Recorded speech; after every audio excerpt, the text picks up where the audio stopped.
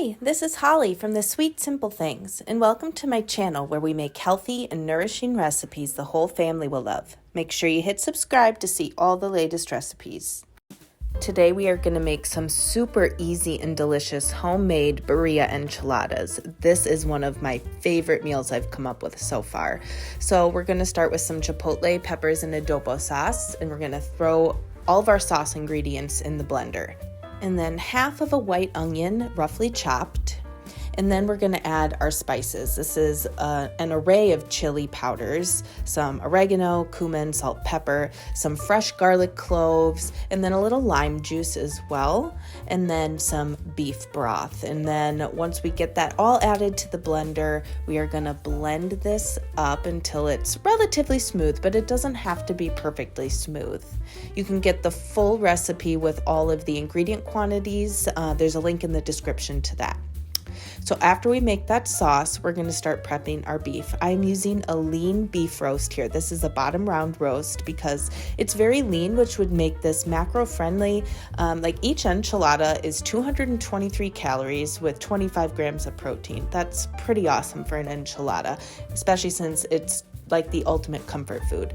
So to achieve that, we've got to use a lean beef roast.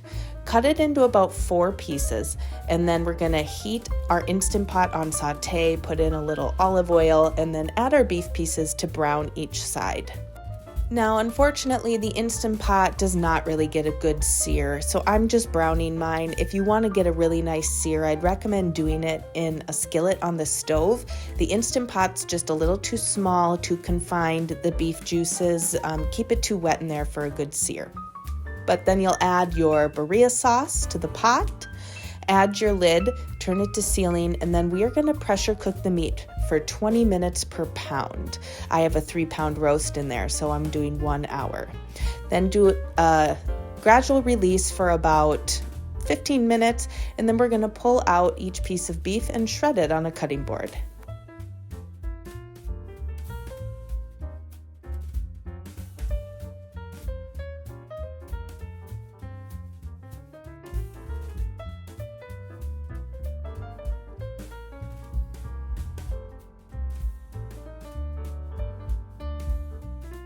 Next, to thicken our sauce, I'm going to use 2 tablespoons of arrowroot powder. So I'm just adding that to a small bowl, and then I'm going to ladle some of the sauce from the pot in there, and I'm going to whisk it until it's smooth before adding it into the whole sauce. This will just help prevent you from getting any lumps.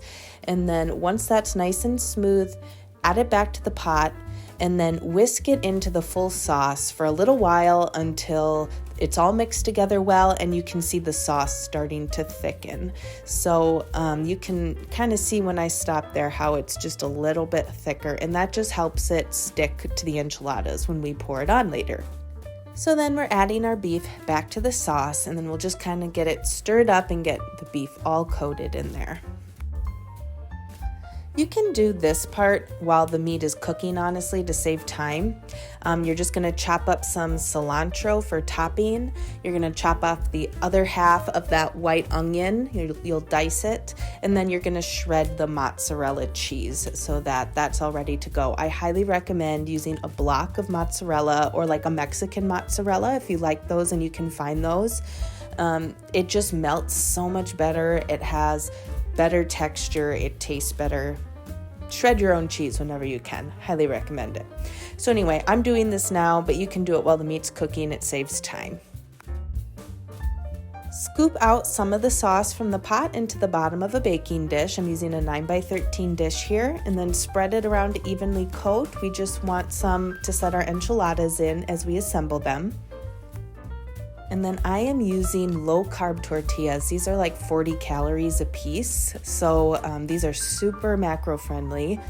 Filling it with some beef and sauce, and then a pinch of the shredded mozzarella, and then I'm adding some cilantro into mine. You could also add white onion at this time if you want, or just save the cilantro and onion for toppings. It's really up to you, but for sure get the beef and the cheese in there. So you're gonna go ahead, assemble each enchilada, get them put in your pan.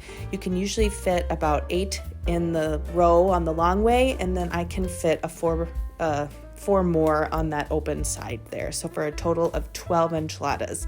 These tortillas, I'm using the 6-inch fajita size one, but you can really use whatever size you want.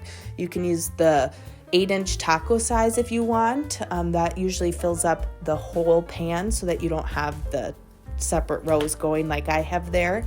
But it just depends on how many you want to make. When you're done, take some sauce and top it. Now save this leftover meat. I have a great recipe for leftover birria meat and sauce that I will show you another day. But get that sauce coated on top of your enchiladas, and then we're gonna take the rest of our shredded mozzarella and cover the top with it.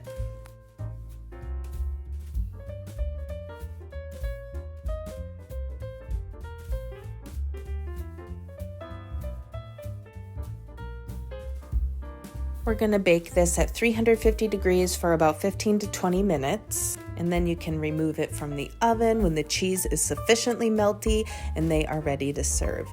My husband and I are absolutely obsessed with these, and my 6-year-old is an enchilada king. He just loves enchiladas, and he loves them too. So this is a really fun recipe my family has enjoyed, and it's in our regular rotation. It tastes so good. Like, it's just the most amazing comfort food that doesn't taste healthy, but yet it really is very diet friendly for those of you wanting to lose weight this year. So it's tender, the beef is so good, it's cheesy, and it's got a good kick of spice to it. So I hope you guys love these as much as we do.